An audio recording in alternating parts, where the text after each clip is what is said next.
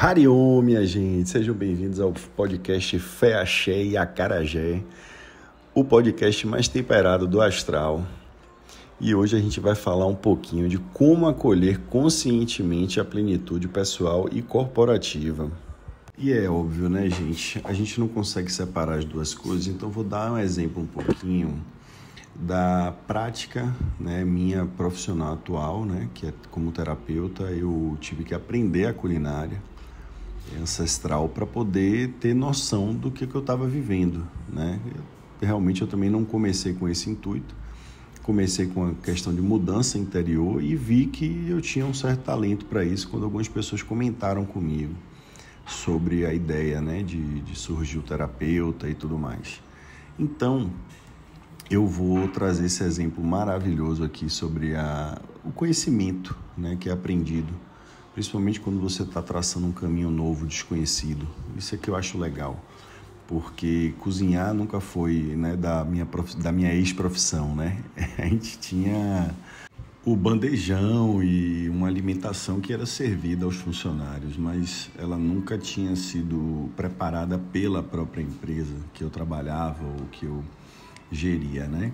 Então, vamos voltar aqui pro tópico, né? E vamos dar início ao podcast, né? Como tornar esse momento um presente na sua vida, né? Algo com presença, né? Da sua presença. Eis que a pressa é inimiga da refeição, né? E no mundo que vivemos, encontrar tempo tem sido cada vez mais difícil. E esses processos mais modernos aceleram a nossa produtividade, mas muitos estudos a cada dia nos mostram que mesmo com a tecnologia mais moderna, cada dia a gente se afasta um pouco mais dos nossos processos, ou o que eu gosto de chamar também de rituais. Então, ter uma boa alimentação era complicado, e eis que a tecnologia veio nos ajudar. Então, hoje encontramos alimentos em abundância e, não satisfeitos, criamos a comida rápida. E se você achar que esse conceito é moderno, não, ele é muito antigo, né? Vem fazendo parte da nossa cultura desde que a gente quis acelerar o processo de cozimento de algo ou atingir uma temperatura mais alta numa qualidade de fogão que servia, né, para esquentar ou aquecer ou cozinhar os alimentos. Não é à toa que a gente evolui o material que faz nosso alimento, né, desde o fogão a lenha até o fogão a gás que nós temos hoje em aço. Então, o que eu quero dizer é que ter uma boa alimentação era complicada antes, tentamos facilitar e continua sendo complicado mesmo assim. Mas isso tem a ver com a qualidade que nós encontramos nos processos, nos rituais de alimentação, de nutrição que nós fazemos. E percebemos que um imediatismo logo tornou o ato de cozinhar uma corrida, sabe? Empresas vendem ideias de velocidade no macarrão instantâneo, na lasanha de não sei quanto tempo. Utilize esse tipo de fogão, esse tipo de aquecimento, esse tipo de forma de cozinhar ou aquecer o seu alimento que está congelado, enfim. Mas nem tudo que reluz é ouro, gente. É isso que eu quero que vocês parem para observar, né? Dêem uma atenção especial a isso. Que nem tudo que está ali promove realmente aquele objetivo que você busca. Só porque ele é rápido, é feito de maneira mais instantânea, vamos dizer assim. E eu estou falando isso porque quando eu comecei a estudar alimentação baseada nos textos tradicionais de Ayurveda, eu vi que nem tudo era como diziam ser. Eu aproveitei muito desse conhecimento milenar, coloquei em prática tudo que me era apresentado. E é claro, era o desafio de implementar hábitos novos que no começo me moveu. Eu parti para cima porque eu achava um desafio tudo aquilo, né? E enquanto eu planejava, eu ia aprendendo mais e mais sobre rituais, hábitos, o que fazia sentido, o que é que não fazia sentido, o que fazia sentido para o bem-estar intelectual, mental, físico, para os três, somente para esse ambiente. E foi durante esses processos de aprendizados que eu consegui observar melhoras significativas nos ambientes profissionais e pessoais da minha vida. Aquele ato, aquele ritual, ele começou a mudar os ambientes que eu frequentava. Então, apesar de eu não conseguir manter a performance, né, ancestral, vamos dizer assim, a performance alimentar ancestral, num pico de 90% a 95%, as transformações ficaram e o aprendizado ficou também. Com isso, eu aprendi que quando eu estou muito no automático, por exemplo, né, eu passo alguns dias vivendo mais de acordo com esse conhecimento astral que eu tive. Me ajuda a acertar o passo, se é que você me entende. É como me colocar nos trilhos novamente, vamos dizer assim, porque lá eu consigo me aferir melhor. E o maior aprendizado de todos é que existe uma alimentação para cada momento que você está passando. E que devemos conhecer mais métodos alimentares, mais maneiras de nos alimentar, porque isso não é uma virtude do nosso tempo, gente. A gente já fala disso há bastante tempo, o que quer dizer que uma vida humana requer hábitos humanos. Se adaptar é um hábito humano. Conhecer métodos alimentares ou dietas alimentares variadas nos torna versados em aprender a escolher ou entender como devemos nos adaptar. É que, para mim, seguir uma planilha num pedaço de papel não era o suficiente. Isso eu vou confessar para vocês. E se você for assim, vai lá e estuda mais sobre o assunto, tá? Vou trazer aqui um exemplo de quando eu adoeço, ou eu sinto um desequilíbrio, seja até uma tendência nos meus pensamentos, que eu não estou em conformidade com aquilo, né? Não está vibrando legal aquele fluxo de pensamentos ou de ideias. Eu antigamente me apavorava e eu não sabia como agir. Mas a partir do momento que eu busquei e obtive esse conhecimento, eu hoje procuro entender como estava a minha alimentação ao longo dos últimos dias, sei lá, dos últimos 3 a 10 dias, vamos dizer assim. E quando eu sei que estou me alimentando bem, o próximo passo é procurar ajuda de especialistas. Faz sentido para vocês? E deixa eu ressaltar aqui uma coisa. Quando eu falo de nutrição, eu estou me referindo a todo tipo de nutriente. Os que entram pela boca, ouvidos, olhos, nariz, pele e principalmente os nossos pensamentos. Tá? Só o conhecimento teórico, unido à prática, é que torna o seu momento cada vez mais consciente, pleno e presente. E a vida é assim. Como no esporte, existem dias bons e ruins. Nunca chame as suas tentativas de alcançar um objetivo ou um triunfo de mal-sucedidas ou de fracasso. Gente, elas são apenas tentativas. E atletas sabem bem sobre isso. E por isso o esporte foi muito importante na minha vida. Eu pratico esportes hoje, óbvio que não com tanta frequência e intensidade que eu gostaria, mas eles ensinam muito. É muito sobre tentar e tentar de novo. E na vida é muito parecido. Nem todo ano você vai conseguir a promoção no trabalho. Nem toda proposta que você enviar será aceita. O importante mesmo é que enquanto você almeja alcançar um objetivo ou meta, se certifique que você irá fazer tudo ao seu alcance para conquistar. E quando não conseguir, você irá trabalhar nas suas falhas para continuar se melhorando. E pelo amor de Deus, não se compare, você é único. E mais ainda, nunca desista dos seus objetivos. E saiba que não é trapaceando que chegamos a algum lugar. Às vezes é tropeçando. Quantas vezes vemos corredores de maratona cruzando a linha de chegada sem força na perna? Gente, isso também é sucesso. Mas também significa que você deve rever a estratégia, rever seu treino, sua alimentação, seu sono, suas prioridades. São passos para um sucesso. Às vezes é o seu dia, e às vezes não é. Nem sempre você sairá vencedor. Mas você vai estar sempre trabalhando esse campo de pura potencialidade que existe em todos nós, de maneira consciente ou inconscientemente. O esporte é pura presença. Você percebe que você vai ter um bom resultado quando a sua dedicação foi de acordo com aquele resultado. Mas por que você fala de atleta, Bernardo? Porque nós somos atletas da vida, gente. E para a gente ser atleta na vida, a gente não precisa correr meia maratona, maratona inteira, fazer 50 abdominais, enfim. A gente precisa aprender a agradecer e ter um otimismo fluido e natural. Porque é só com a gratidão, gente, que o otimismo se torna autossustentável.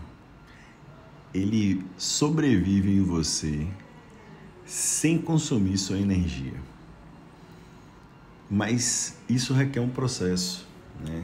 E os processos de mudança, eles acontecem em algumas fases. Primeiro você erra sem saber que está errando. Às vezes você é uma pessoa que você não acha que você é e você é aquela pessoa. E até que esse dia chega e você desperta. A segunda fase é mais ou menos quando você descobre, eu sou essa pessoa. Só que isso te dá uma permissão divina que você continua errando. E por que eu continuo errando, né? Por que você continua errando? Porque mudar, minha gente, não é fácil. Só que você já subiu um degrau. Isso é que é o importante você perceber. No momento que você já sabe, esse tipo de besteira quem faz sou eu mesmo. Então, você, depois de um tempo, você satura de ser desse jeito e aí você decide, né? Porque o difícil, gente, é o decidir. Uma vez que você decide com propósito, com firmeza, aí já foi, né? Todo mundo sabe disso. No fundo, o que você precisa fazer uma vez que você decide é simples. O decidir que é o difícil, realmente. E tem a terceira fase. Você decide que vai mudar e é aí que você vai aprendendo a identificar antes que aquilo aconteça. E com muito esforço você vai se parando e vive um intercalamento entre um acerto e um erro, eu evitei isso, será que eu posso arriscar naquilo, enfim, mas você está mais consciente do processo. Então, vez ou outra você erra de novo, mas aí o outro degrauzão, né, já aconteceu, né? E devagarzinho você começa a acertar mais do que erra. E aos poucos essa mudança se torna algo mais permanente. Você, inclusive, já erra voluntariamente, porque você se dá aquela permissão. Hoje eu vou errar porque tá maravilhoso. Tô acertando muito, né? Que não é o certo, né? Evita um pouco a parte da disciplina. Mas, gente, estamos aqui na Terra para viver essas sensações também, né? E é um pouco assim que a gente muda, certo? A mudança começa a partir de um despertar da consciência, que ocorre após algumas decisões. Te garanto que a primeira decisão não te fará essa mudança, serão algumas. Ou seja, é como eu falei, gente, é um processo. Então se olhe, se escute e tenha muita paciência com você. Tenha respeito pelo que você ouve, pois mesmo sabendo, você pode não respeitar e isso pode indicar que você não está se respeitando. Eu sei que é desconfortável se enfrentar e fazer diferente. Eu senti na minha pele. Isso exige muita energia do nosso corpo, da nossa mente e do nosso espírito. Mas a diferença entre o desejo e o preciso está aí. Pois ao se escutar e realizar o seu acordo como foi acordado, também é muito compensador. Assim, você consegue promover o encontro entre você e a sua melhor versão.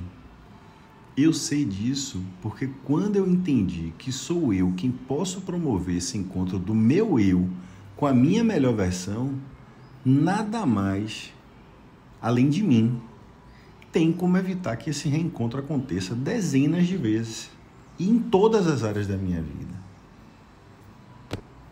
Essa presença, gente, ela depende de você ter presença no ambiente pessoal e você ter presença no ambiente profissional e vice-versa.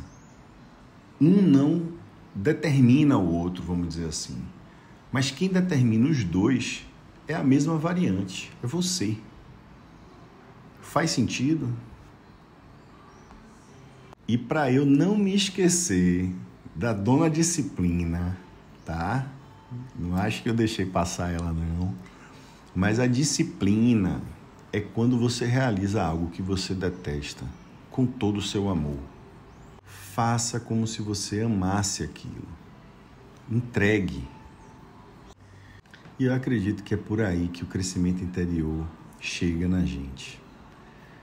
Uma coisa eu te digo, você nunca vai se arrepender de ter confiado na sua intuição. O que você sente é valioso, é como um guia muito poderoso que está sempre te indicando um caminho. Tem muitas coisas que os seus olhos não veem, mas a sua intuição te protege. Observe os sinais e principalmente como você se sente diante das situações e das pessoas. Antes de buscar a aprovação das pessoas, consulte a si mesmo. Qual o seu real desejo?